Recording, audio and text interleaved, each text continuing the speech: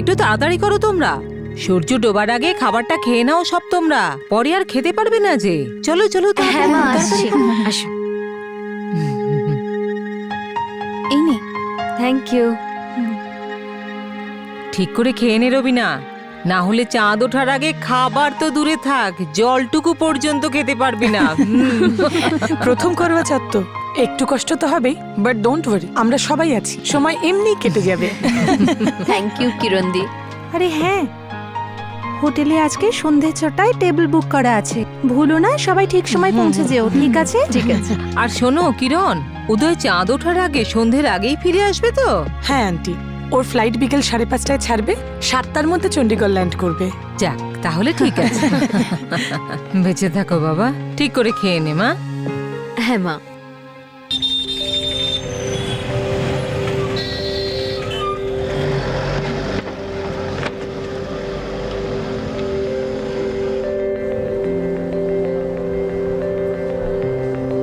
হ্যাঁ স্যার, হয়ে যাবে। ইয়েস স্যার, অলরেডি বুকড আছে। Okay sir, thank you.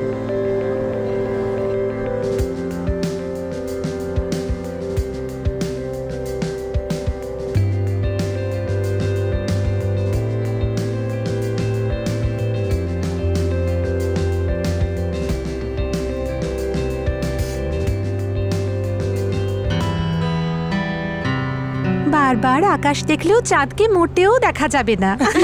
আচ্ছা ঠিক আছে, তাস খেল, তোর পালা এবার, ওয়েট করছি তোর জন্য।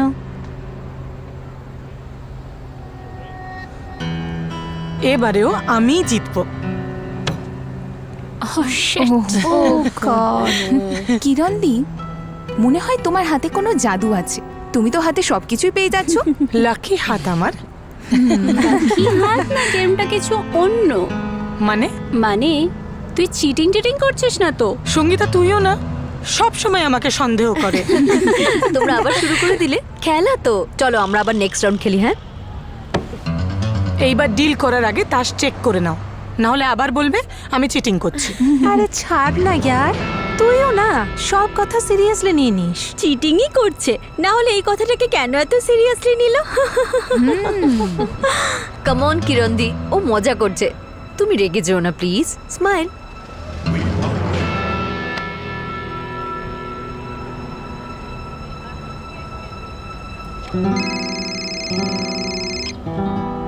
আরে হাই উদয়, কোথায় তুমি? হ্যাঁ, চণ্ডীগড় পৌঁছে গেছি, এইমাত্র এয়ারপোর্ট থেকে বেরোলাম। তুমি কোথায় আছো? হোটেল স্মরণে। ওকে ঠিক আছে, আমি 15-20 মিনিটের মধ্যে ওখানে পৌঁছে যাচ্ছি। তোমাকে ওখান থেকে তুলে নিচ্ছি, তারপর বাড়ি ফিরবো। নিচে এসে আমাকে কল করবে, ঠিক আছে? ওকে, বাই বাই। হ্যাঁ চিটার। সরি। মনে হচ্ছে এবারও সব টেক্কা আপনার কাছে এসেছে। কি বললো উদয়দা, জানলি না কোন তাস খেলবি? 4টে টেক্কা পাঠিয়েছে ও মেসেজ করে। এ নাও।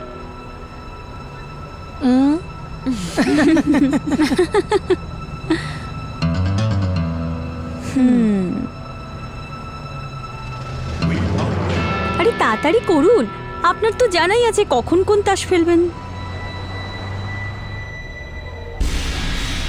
আরে এই আবার কি নতুন খেলা? কিরণদি, কি হয়েছে? আরে কিরণ, কিরণদি, কিরণ, কিরণদি, কিরণ, কিরণদি, রক্ত। ও মাই গড, ও মাই গড, ও মাই গড। কিরণদি, কি হয়েছে? কিরণদি, কিরণদি, কি হয়েছে? কিরণদি। করওয়া চৌথের রাত ছিল, ব্যাস কয়েক ঘন্টা পরেই চাঁদ দেখা যাওয়ার কথা। কিরণের স্বামী উদয়ের ওকে হোটেল থেকে বাড়ি নিয়ে যাওয়ার জন্য পিক আপ করার কথা ছিল। কিরণ ওর বন্ধুদের সঙ্গে হোটেলের ছাদে ছিল, হঠাৎ করেই ও টেবিলের উপর পড়ে যায় আর ওর মাথা থেকে রক্ত বেরোতে থাকে। কি হয়েছিল ওর সাথে আর কিভাবে হলো? কিরণ,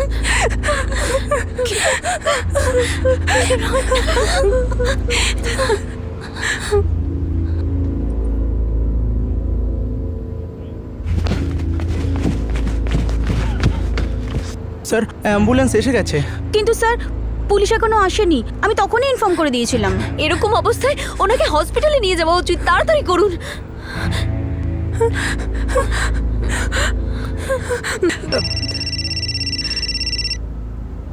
হ্যালো উদয়দা, আমি কিরণের বন্ধু শ্বেতা বলছি। হ্যাঁ শ্বেতা দেবী বলুন। ও দাদা, আপনি তাড়াতাড়ি এখানে চলে আসুন। আমি তো ওখানেই যাচ্ছি কিরণের কাছে। ব্যাপারটা কি? ও দাদা, কিরণের কিছু হয়েছে। কি? আপনি বাস এখানে চলে আসুন।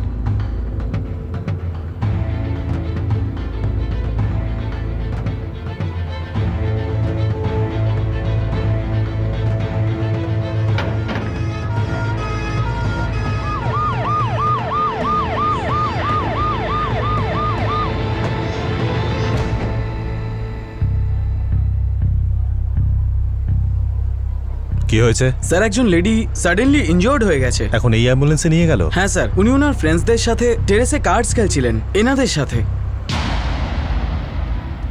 কি হয়েছিল? জানি না স্যার, তাস খেলতে খেলতে হঠাৎ টেবিলে পড়ে গেল আর মাথা দিয়ে রক্ত পড়ছিল। উনি বেঁচে আছেন? জানি না স্যার, ওনাকে আমরা এমার্জেন্সির জন্য হসপিটালে পাঠিয়েছি। সিং, স্যার। তুমি ওপরে গিয়ে দেখো, আমি হসপিটাল যাচ্ছি। স্যার, আপনারা সবাই আমার সঙ্গে আসুন।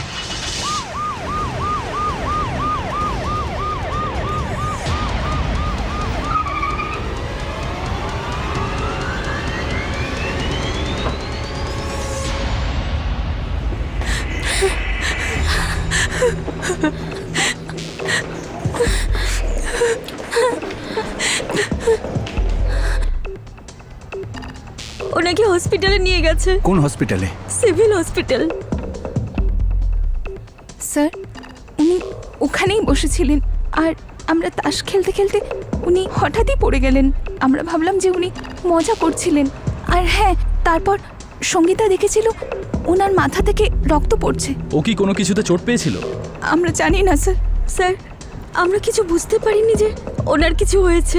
আচ্ছা, আপনারা এটা বলুন যে এই পার্টিটা আপনাদের প্রাইভেট পার্টি ছিল? হ্যাঁ স্যার। স্যার আজকে করওয়া চৌথের রাত ছিল, শ্বেতালাল টেবিল বুক করেছিল। বাকি টেবিলসও বুক ছিল, কিন্তু এখনো পর্যন্ত কেউ আসেনি।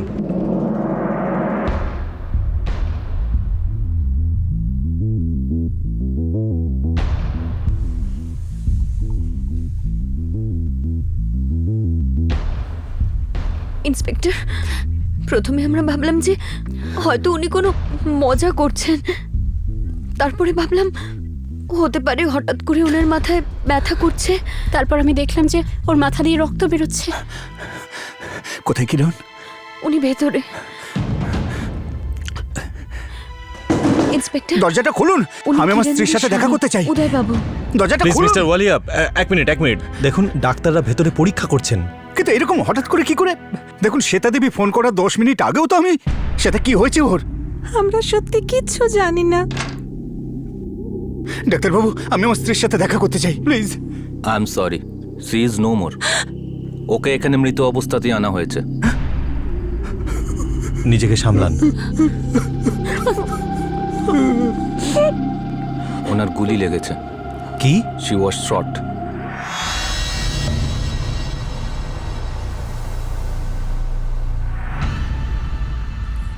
মাথায় গুলির চিহ্ন আছে, গুলি মাথার ভেতরেই আছে। অপারেশন করার পরেই বেরোবে, তারপরেই পোস্টমর্টম। দরজাটা খুলুন, আমি আমার স্ত্রীর কাছে যাব। দরজাটা। মিস্টার ওয়ালিয়া, দেখুন, একটু ধৈর্য ধরুন। দেখুন, আপনার অবস্থাটা বুঝতে পারছি। দেখুন, আপনার স্ত্রী মারা গেছেন, ওনার গুলি লেগেছে। গুলি? হ্যাঁ।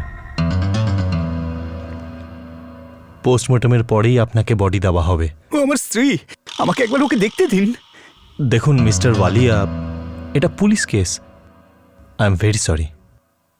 প্রথমে পোস্টমর্টমই হবে।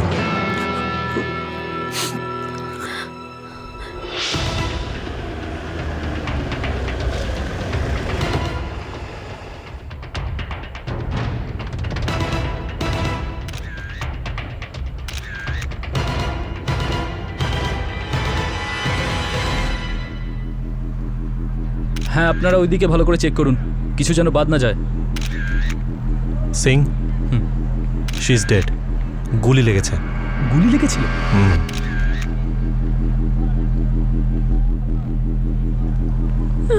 কিরণ দিয়া নেই রচনা।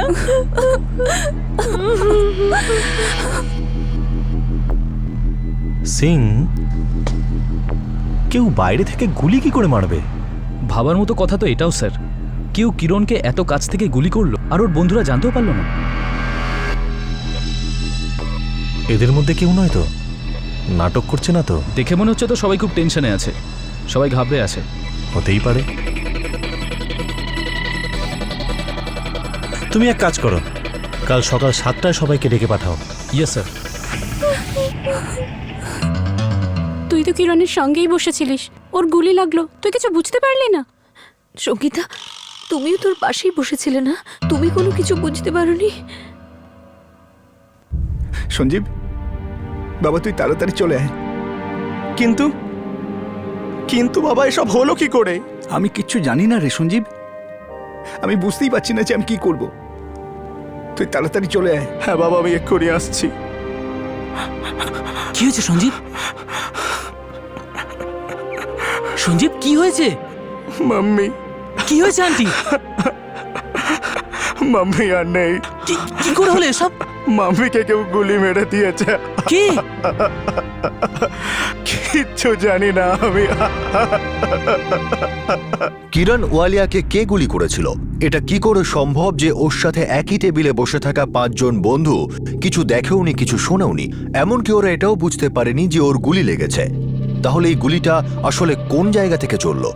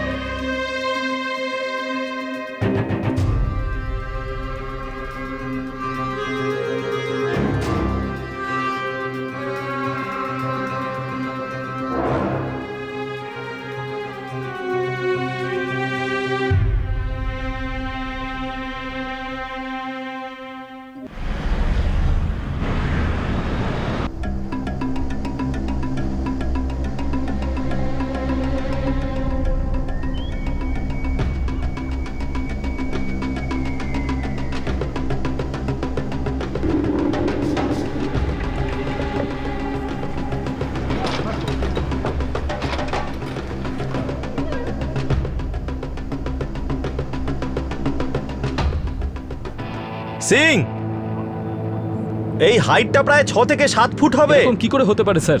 বাইরে থেকে কেউ এমন টার্গেট করলো যে গুলি সোজাসুজি এসে ওনার মাথায় লাগলো।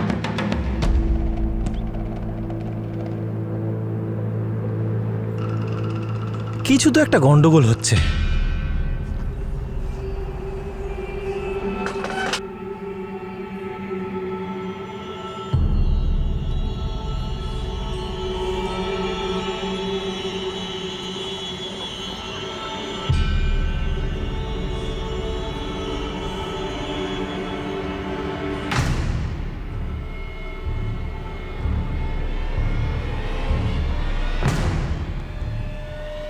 রবিনা দেবী, আপনি একটু কিরণের জায়গায় বসবেন।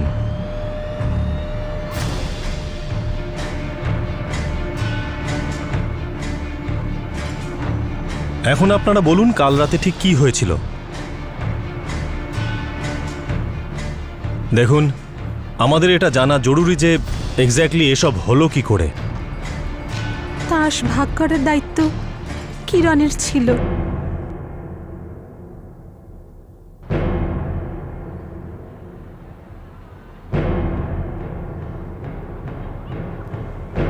আমাদের খেলার দ্বিতীয় রাউন্ড চলছিল। আরে তাড়াতাড়ি করুন, আপনার তো জানাই আছে কখন কোন তাস ফেলবেন। এইবার কিরণদির টার্ন ছিল।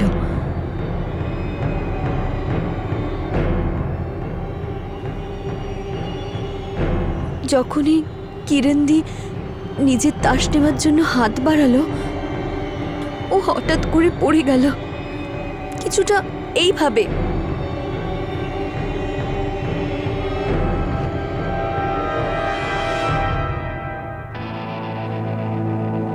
স্যার, আমরা তো বুঝতেই পারিনি যে ওনার কি হয়েছে। তারপর সঙ্গীতা সবার প্রথমে ওনার মাথা থেকে রক্ত বেরোতে দেখে। একদম ঠিক ওইভাবেই পড়েছিল? হ্যাঁ স্যার। স্যার, মনীষা কিরণের ওপর তাস খেলাকালীন চিটিং করার দোষ দিচ্ছিল। সঙ্গীতা, এটা তো তুইও বলেছিলি। হ্যাঁ, কিন্তু আমি তো তারপরে চুপ হয়ে গিয়েছিলাম। তুই তো এসব হওয়ার আগেও ওকে ব্লেম করছিলিস। ওটা তোর আগের কথা, আমি তো মজা করছিলাম। স্যার, মনীষার কিরণ তো গত 5-6 বছর ধরে ভালো বন্ধু, আর এদের মধ্যে তো মাঝে মধ্যে হাসি ঠাট্টা হতো। স্যার, আমি তো মজা করছিলাম, আর ওনার সাথে সবাই মজা করে, কারণ উনি সব খেলাতেই জিতে যেতেন। হ্যাঁ স্যার, এসব হবার আগে ওনার ফোনে ওনার হাজবেন্ড উদয়বাবুর ফোন এসেছিল। হোল্ড, আপনি 1 মিনিটের জন্য কিরণের পজিশনে বসুন। স্যার,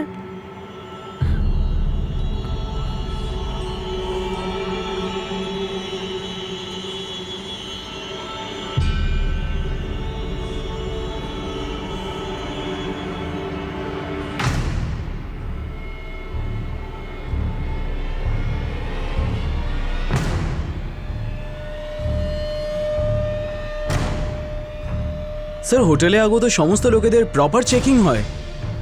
গান নিয়ে হোটেলে ঢোকা কমপ্লিটলি ইম্পসিবল স্যার। কিন্তু গুলি তো বাইরে থেকে আসেনি, কেউ নিশ্চয়ই গান নিয়ে ভেতরে এসেছিল।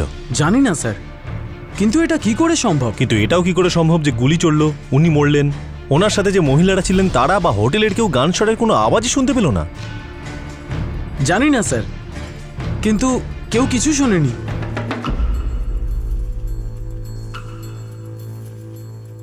টেরেস বুক ছিল স্যার, দুটো প্রাইভেট পার্টি ছিল।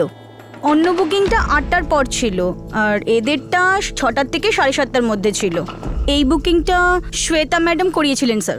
এই দুর্ঘটনা ঘটেছে 7:20 আশেপাশে, বুকিং টাইম শেষ হওয়ার 10 মিনিট আগে। ওদের সার্ভ কে করছিল? স্যার, হরনাম আর গোবিন্দ। স্যার, যখন ওরা এসেছিল ওখানেই ছিলাম। রবিনা, তুই ঠিক আছিস তো? দারুণ হলো বল সব ঠিক কিছু। আছে। প্রথমে করবা চট বলে কথা সবকিছু ঠিকঠাক হতে হবে বল। Hi. Oh thank you. Yes. Yes. Sir, ওনাদের গতকাল করবা চৌথের পার্টি ছিল, তাই জন্য কিছু সার্ভ করতে হয়নি। কেউ কি গান নিয়ে ভেতরে এসেছিল? স্যার, জানি না। ঠিক আছে, জানতে পারলে আমাদের জানিও। সব মহিলাদের চেক করো, ওনাদের হাজবেন্ডদেরও, তাদের গান আছে কি, গান, বুলেট কি ইত্যাদি, লাইসেন্স সবকিছু দেখো। স্যার, স্যার এটা যখন হলো তখন ছাদে 6 জন মহিলা ছিল। কেউ কোনো গল্প বানাচ্ছে না তো? এখনই কিছু বলা মুশকিল। এটা কি কোনো গল্প বানানো হচ্ছিল? কেউ কিছু টের পেল না, অথচ গান কি করে ভিতরে এলো? কে ভিতরে আনলো? কে গুলি চালালো? আর এমন কোন পদ্ধতিতে চালালো যে কেউ জানতেও পারলো না?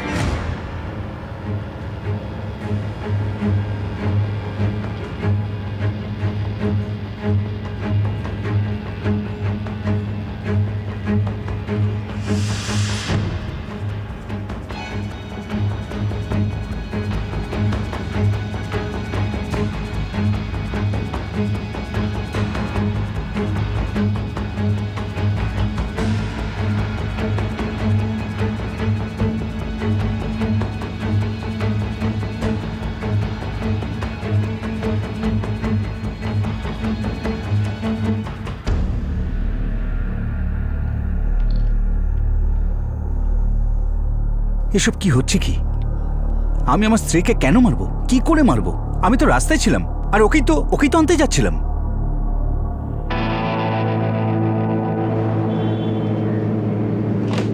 স্যার, সব কজন মহিলার হাজবেন্ডদের কাছে গান রয়েছে, সাথে বুলেটও। আমি ওদের লাইসেন্স আর বুলেটসের বিল ট্যালি করেছি, সব ঠিকঠাক, কিছুই সন্দেহজনক নেই। কোথাও তো কিছু একটা হয়েছে। এসব কি হচ্ছেটা কি? একে তো আমার স্ত্রীকে আপনারা আমাকে দেখতেই দিলেন না, তার উপর আমাকে এমন প্রশ্ন করছেন যেন আমি অপরাধী। মিস্টার উদয়, এতটা রাগ দেখাবার প্রয়োজন নেই।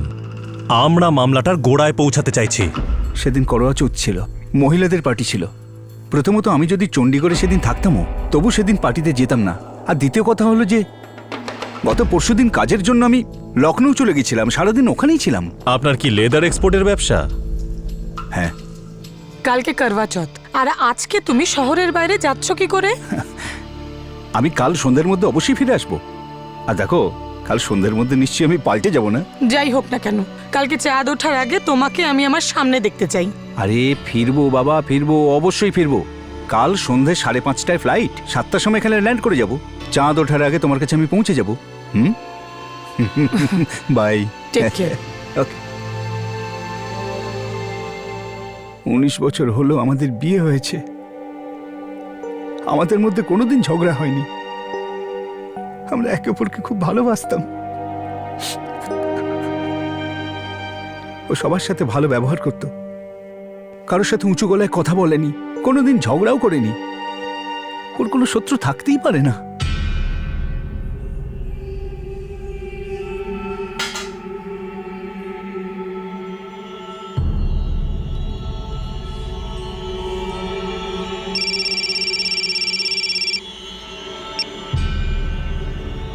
Yes doctor Mohan. আমরা বুলেট বের করে দিয়েছি, কিন্তু আপনার যা সন্দেহ সেরকম কিছু পাইনি। তাহলে ব্যাপারটা কি? Welcome to Beaton world. How may I assist you? নতুন ফ্ল্যাটের জন্য একটা স্ট্যান্ড ফ্যান আর কুলার নেব। এই পচা গরম থেকে একটু স্বস্তি চাই। বাজার চলতে সব ব্র্যান্ড তো আর ভরসাযোগ্য নয়। তার জন্য তো আমাদের ফ্যান আছে, all purpose bullet table fan, ceiling fan. আমাদের সিলিং ফ্যান কিন্তু 30 মাসের ওয়ারেন্টি সহ পাওয়া যায়। আছে ফারাটা 2 বছরের ওয়ারেন্টি, 17 থেকে 20 মিটার এয়ার ফ্লো, মধ্যবিত্তের সাধ্যের মধ্যে একমাত্র ভরসাযোগ্য ব্র্যান্ড বিটেন। আমাদের কুলারের কিন্তু অনেক range, 45 litres, 50 litres, 70 litres, 90 litres, 110 litres. Honeycomb সহযোগে বিটেনের সব কুলারের ওয়ারেন্টি 1 বছর। চেনা হাওয়ায় অচেনা অনুভূতির জন্য একমাত্র আদর্শ বিটেন। গরমে স্বস্তি পেতে বিটেনের ফ্যান হোক বা কুলার, আজই আনুন বাড়িতে। বিটেন, ডিজিটালি ইয়োর্স।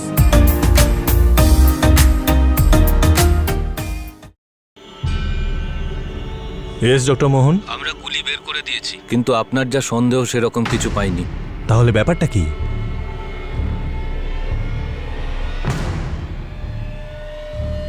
গুলি এখান দিয়ে ঢুকেছে।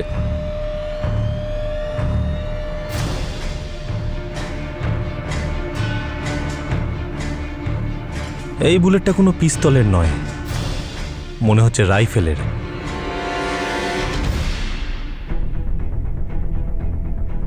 .315 রাইফেলের বুলেট।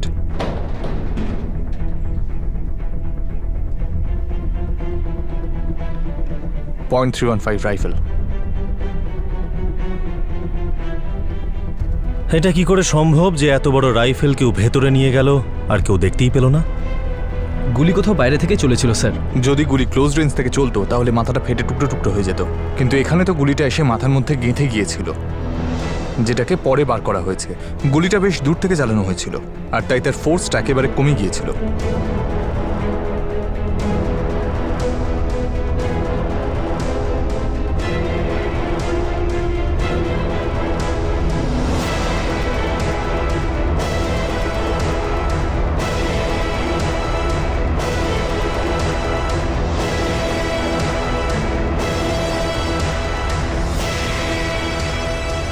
ফেন্সিংয়ে চারিদিক চেক করে নিয়েছি স্যার, গুলি ছেদ করে ঢোকার কোনো চিহ্ন পাইনি। কিন্তু এটা কি করে সম্ভব যে গুলি মাথার উপরে লাগলো? গুলি এখান দিয়ে ঢুকেছে। মনে হচ্ছে যেন গুলিটা ওপর দিক থেকে নিচের দিকে এসেছিল।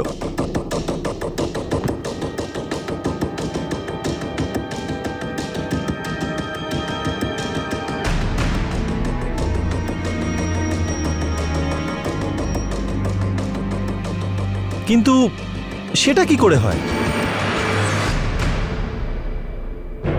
.315 রাইফেল যদি ফায়ার করা হয়,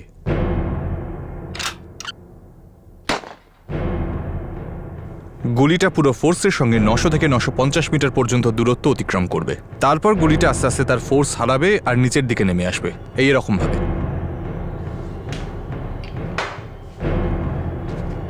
যদি গুলিটা ঠিক এইভাবেই সোজা চালানো হয়ে থাকে তাহলে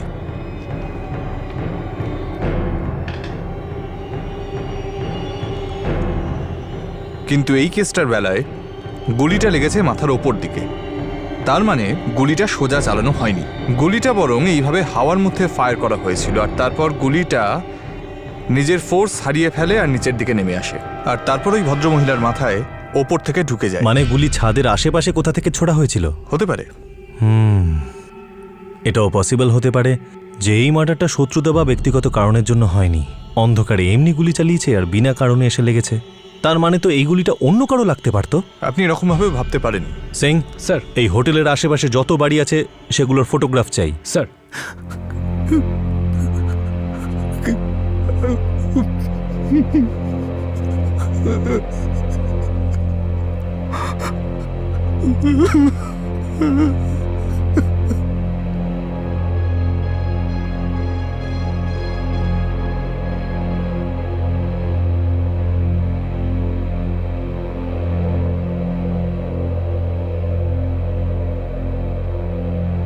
যদি এই গুলিটা দুর্ঘটনাবশত চলেছিল তাহলে কোথা থেকে চালানো হয়েছিল? কিরণ ওয়ালিয়া কি অহেতুক চলা কোনো গুলির শিকার হয়ে গেল, নাকি নিশানায় অন্য কেউ ছিল আর ভুল করে তার গুলি লেগে যায়?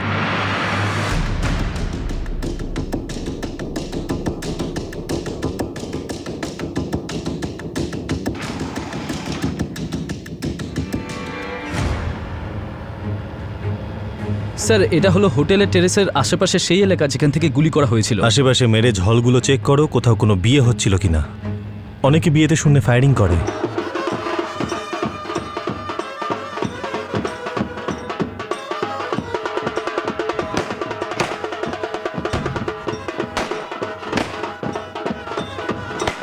যদি এই ফায়ারিং কোনো বিয়েতে হয়ে থাকে তাহলে সেই বিয়ের ভিডিওটা আমাদের হেল্প করবে। আগে হ্যাঁ স্যার।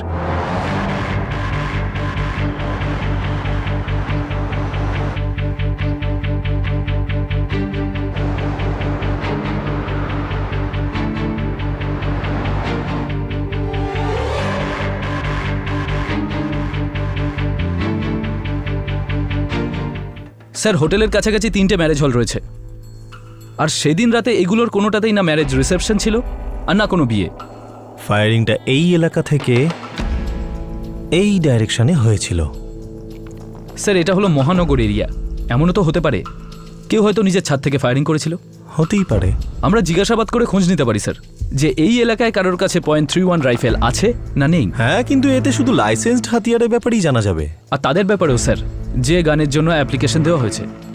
আমাদের কিছু গান শপে গিয়ে এনকোয়ারি করা উচিত। গভর্নমেন্ট অথরাইজড কয়েকটাই তো শপ আছে এখানে। Good idea.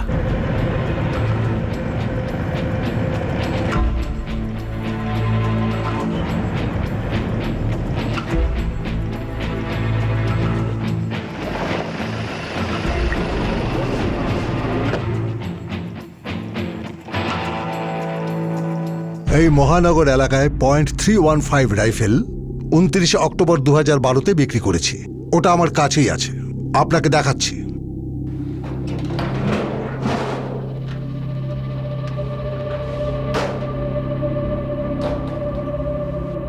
এই সেই রাইফেল যেটা বিক্রি করেছিলাম।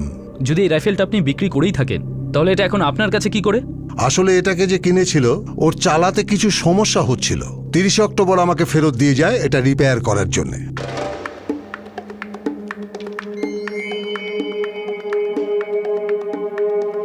দেখুন, কোনো সমস্যা হচ্ছে, হয়তো ঠিক করে ফায়ার করা যাচ্ছে না। কখনো কখনো সমস্যা হয়, কিন্তু এই মুহূর্তে এই ধরনের রাইফেল আমাদের স্টকে নেই। কালকে কিছু মাল আসবে। তুমি এক কাজ করো, তুমি বরং কালকে এসো, এটাকে চেঞ্জ করে নিয়ে যেও। ঠিক আছে দাদা, কোনো ব্যাপার না। এই কাস্টমার কে ছিল? স্যার হারমিত গুজরাল। 1 মিনিট দাঁড়ান, আপনাকে ডিটেলস দিচ্ছি। Harmeet Gujral, Harmeet.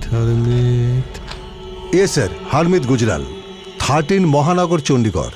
Sir 29 October 2012-তে .315 rifle সাথে 6টা বুলেটও কিনেছিল, আর 31 অক্টোবরও রাইফেলটা চেঞ্জ করে নিয়ে যায়।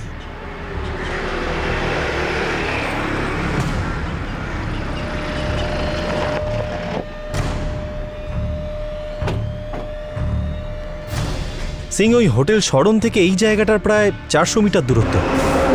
চলো।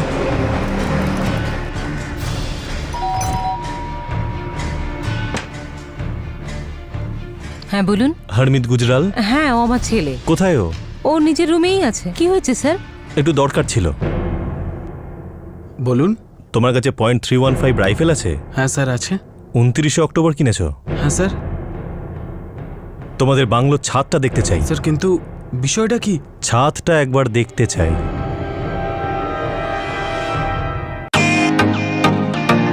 Welcome to Beaton world. How may I assist you? নতুন ফ্ল্যাটের জন্য একটা স্ট্যান্ড ফ্যান আর কুলার নেব। এই পচা গরম থেকে একটু স্বস্তি চাই। বাজার চলতে সব ব্র্যান্ড আর ভরসাযোগ্য নয়। তার জন্য তো আমাদের ফ্যান আছে, all purpose bullet table fan, ceiling fan. আমাদের সিলিং ফ্যান কিন্তু 30 মাসের ওয়ারেন্টি সহ পাওয়া যায়।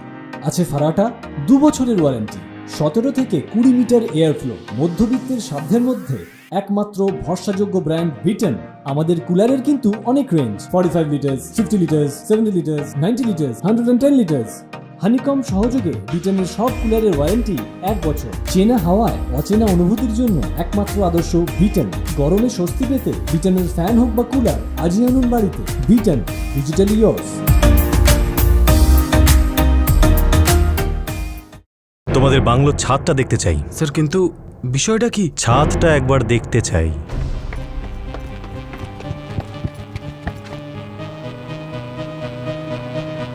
স্যার স্যার আমাদের বলবেন তো কি হয়েছে? সত্যিটা জানতে এসেছি। 29শে অক্টোবর তুমি কি রাইফেল ব্যবহার করেছিলে, ফায়ার করেছিলে? হ্যাঁ স্যার, করেছিলাম। ওই রাইফেল চেক করার জন্য করেছিলাম। কত রাউন্ড ফায়ার করেছো? 5 রাউন্ড।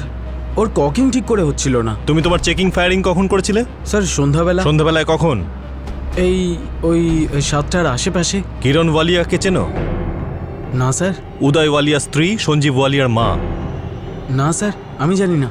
হরমিন্দ গুজরাল, তোমার টেস্ট ফায়ারিং এর কারণে কারোর মৃত্যু হয়েছে। ওই দেখো, ওইখানে। সেদিন কিরণ ওয়ালিয়া নামে একজন মহিলা ওই হোটেলের ছাদে মারা যান।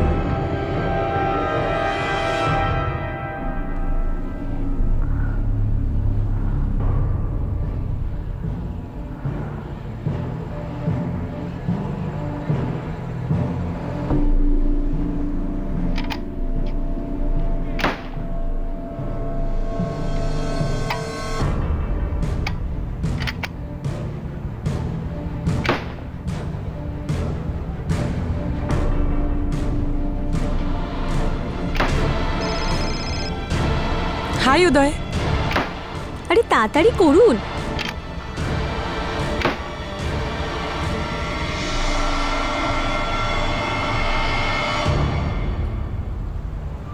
আরে কিরণ, চলছে না। কিন্তু স্যার আমি তো না স্যার, এরম হতে পারে না স্যার। আমি তো শুধু রাইফেল টেস্ট করার জন্য চালিয়েছিলাম, আর তাও হাওয়ায় চালিয়েছিলাম স্যার। স্যার আপনার কোথাও ভুল হচ্ছে স্যার। আমাদের কোনো ভুল হয়নি, বরং ভুলটা তুমিই করেছো হারমিত। অত পাওয়ারফুল রাইফেল ছাদে ব্যবহার করা উচিত হয়নি। তোমার ভুলের জন্য একজন নির্দোষ অকারণে মারা গেলেন।